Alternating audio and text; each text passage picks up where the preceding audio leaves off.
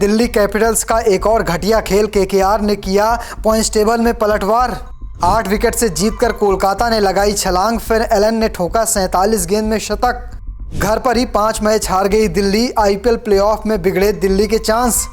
दिल्ली कितना घटिया खेल खेलेगी इसका अंदाज़ा आप यहीं लगा सकते हैं। कभी 264 रन बनाते हैं, कभी 150 रन नहीं पहुंच पाते हैं, और पिछले 3 मुकाबले जिस तरह से हारे उसे देखकर तो दिल्ली के फैंस अपना माथा ही पीट लेंगे। आज लगा था शायद घर पर मुकाबला खेल रहे हैं, कोलकाता की टीम है, उसे तो हरा लेंगे, लेकिन ऐसा बिल्कुल नहीं हुआ। दिल्ली की टीम एक बार फिर से पूरी तरह से फेल हो जाती है और यहाँ पर 150 रन भी नहीं बना पाते। 8 विकेट से मुकाबला हार जाते हैं और इतने मार्जिन से हारते हैं कि जो केकेआर का रन रेट बहुत माइनस में चल रहा था वो बेहतर हो जाता है। दिल्ली का रन रेट बहुत ज़्यादा खराब हो जाता है, -1 पे पहुंच जाता है। और अगर आज के विलेंस की बात करें तो शुरुआत अच्छी मिली थी। राहुल और प्रथम निशंका ने 49 रनों की साझेदारी की थी। 5वें ओवर पर पहला विकेट गिरा था और उसके बाद 11 ओवर पहुंचते पहुंचते 5 बल्लेबाज आउट हो जाते हैं। इसके अलावा रन भी नहीं बनते हैं। इसके साथ साथ अगर बात करें गेंदबाजों की इकोनॉमी की तो 10 की इकोनॉमी मिचेल स्टार्क की है, 13 की इकोनॉमी कुलदीप यादव की है, विपराज की इकोनॉमी है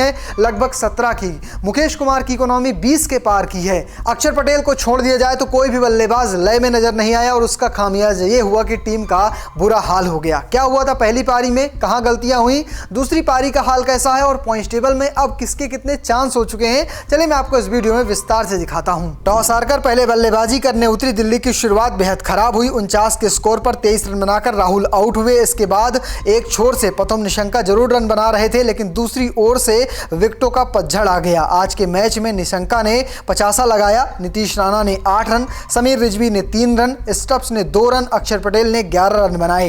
इंपैक्ट सब के तौर पर उतरे आशुतोष शर्मा ने 28 गेंद पर 39 रनों की पारी खेली। विपराज ने 3 रन और स्टार्क खाता भी नहीं खोल पाए। कुल मिलाकर दिल्ली की टीम 142 रन ही बोर्ड पर लगा पाती है, 8 विकेट गंवा देती है। लेकिन अगर बात करें उनकी बैटिंग ऑर्डर की तो पावर प्ले में काफी अच्छी शुरुआत हुई थी। 55 रन टीम ने बनाए थे, सिर्फ 1 विकेट गंवाया था। ये कमाल की शुरुआत थी। इसके बाद जब डेथ ओवर आता है जहां टीमें 100 रन, 80 रन, 90 रन बनाती हैं, ये टीम सिर्फ 45 रन ही बना पाती है और अपने मैक्सिमम विकेट गंवा देती है। डेथ ओवर में सिर्फ 42 रन बनते हैं, वो भी बहुत अच्छा, जिसकी बदौलत ये टीम 150 रन के करीब पहुंच पाती है, 140 का आंकड़ा पार कर पाती है, वरना हो सकता है 120 रन या 110 रन पर ही टीम सिमट जाती। लेकिन यहां पर आशुतोष शर्मा ने कमाल की पारी खेली, इंपैक्ट सब के तौर पर उतरे थे और टीम को मझधार से निकाल के ले गए हैं। अगर विकेटों की बात करें तो केकेआर की तरफ से कमाल की गेंदबाजी हुई है। कार्तिक त्यागी ने 2 विकेट चटकाया, अनुकूल रॉय को 2 सफलताएं मिलती हैं। इसके अलावा नरेन हो, ग्रीन हो या फिर वैभव, इन सबको 1-1 विकेट मिलता है। आज कार्तिक त्यागी ने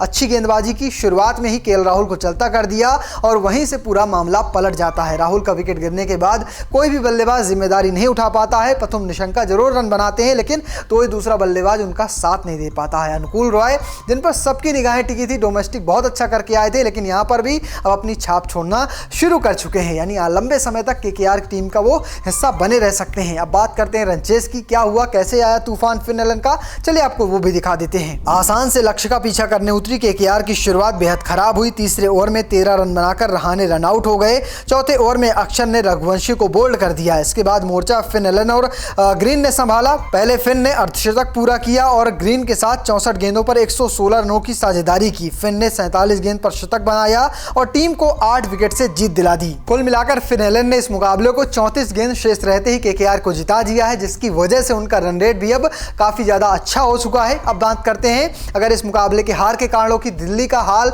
इस वजह से भी खराब है कि दिल्ली को पता ही नहीं है कि उनके जो खिलाड़ी हैं उनका रोल क्या है। आपके पास प्रथम निशंका को आप खिला रहे हैं, चलिए बढ़िया है, लेकिन डेविड मिलर को आप बैठा के रखे हैं। स्टप्स का रोल नहीं क्लियर है, स्टप्स किस पोजीशन पे खेलेंगे कोई कुछ कह नहीं सकता। अगर आपको डेथ ओवर में हिट चाहिए तो आप आशुतोष शर्मा और समीर रिजवी के साथ जा सकते हैं। आप नीतीश राणा को बाहर कर दीजिए, आप स्टप्स को नंबर 3 की जिम्मेदारी दे दीजिए, शायद थोड़े ज्यादा रन बनाएं, थोड़ी सी स्टेबिलिटी प्रदान करें, लेकिन ऐसा दिल्ली की टीम नहीं कर पा रही। नीतीश राणा पर जबरदस्ती दांव पर दांव आजमाए जा रही, जबकि आपके पास अभिषेक पोरेल बेंच में बैठे हुए हैं जो नंबर 1 की जिम्मेदारी अच्छी तरह से संभाल सकते हैं। अगर आप टॉप ऑर्डर की बात करें तो आप पृथ्वी शॉ को मौका दे सकते हैं।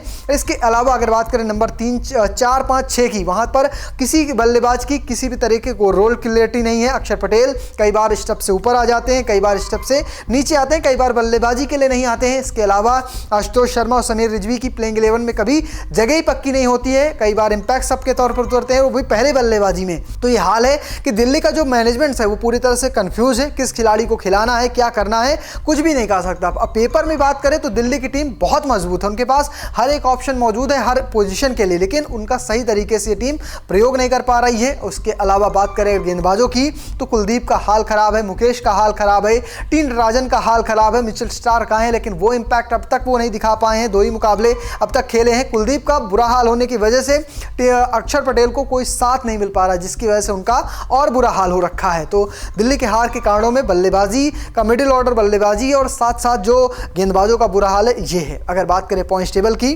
तो ऊपर बहुत ज़्यादा बदलाव नहीं हुआ है, लेकिन एक बड़ा बदलाव हुआ केकेआर को लेकर। केकेआर अब एक पोजीशन ऊपर आ चुकी है। पहले अगर बात करें नंबर 1 की तो वहाँ पर हैदराबाद अभी मौजूद है, 14 पॉइंट है 11 मुकाबलों में। फिर है आरसीबी पंजाब की टीम जिसके पास 13 पॉइंट है, नंबर 3 पर है आरसीबी। नंबर 4 की बात करें तो राजस्थान है 12 पॉइंट। नंबर 5 की बात करें तो वहाँ पर है गुजरात जिसके भी 12 पॉइंट है। कल जो मुकाबला जो भी टीम जीतेगी उस 14 पॉइंट के साथ टेबल के टॉप पर पहुँच जाएगी। अगर बात करें नंबर 6 की तो वहाँ पर चेन्नई मौजूद है जिसके पास 10 पॉइंट है। इसके अलावा अगर बात करें नंबर 7 की तो वहाँ पर कोलकाता आ चुकी है जिसके पास 9 पॉइंट हो चुके हैं। नंबर 8 पर है दिल्ली की टीम जो आज मुकाबला हारने के बाद एक पोजीशन नीचे गई है। नंबर 9 पर है इस वक्त मुंबई इंडियंस और नंबर 10 पर है लखनऊ सुपर जायंट्स।